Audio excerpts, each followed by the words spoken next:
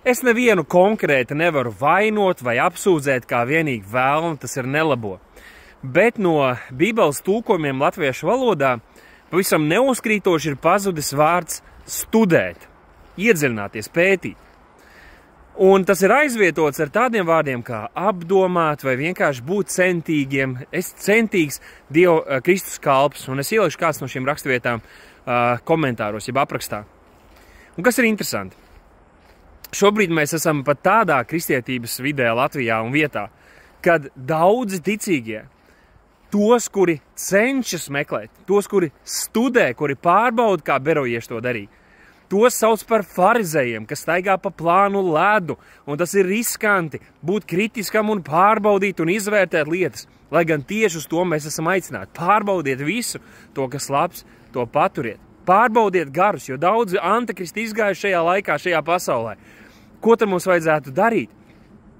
Redziet, šie vārdi ir aizstāti ar apdomāšanu un cenšanos, un jā, tu vari būt ļoti centīgs cilvēks un gribēt censties darīt lietas pa Dieva ceļiem un saskaņā ar Dieva vārdu, bet ja tu neveltīsi laiku un neparādīsi centību, lai studētu, lai pētītu, lai iedziļinātos, tu būsi pievilts.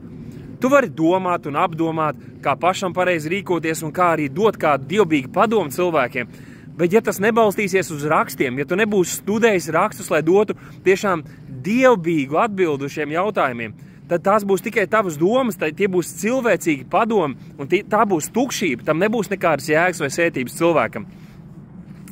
Tāpēc interesanti, ka šajos tulkojumos tas ir nozudis, šie vārdi ir nozuduši vairākās vietās, un es aicinu pārdomāt katru no mums, vai mēs esam centīgi, bet ne vienkārši Kristus kalpi, bet arī Dieva vārda studenti, vai citas lietas šajā pasaulē mums ir daudz svarīgākas, un tā mēs atrodam laiku un atrodam enerģiju, varam sēdēt un rakties iekšā. Ja, piemēram, kādu jaunu spēli tu atrodi vai kaut kādu jaunu tehnoloģiju tu iegādājies, tad taču tev ir laiks to studēt un pētīt, bet ne Dieva vārdu.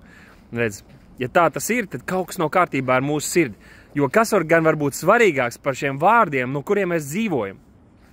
Pats Dievs, viss radītājs un mūsu kungs ir atklājis savu gribu, bet mums pat neinteresē to izprast. Mums ir visu jāpārbauda, visu, ko mēs dzirdam, viss, kas mums tiek mācīts, viss ir jāpārbauda pēc rakstiem.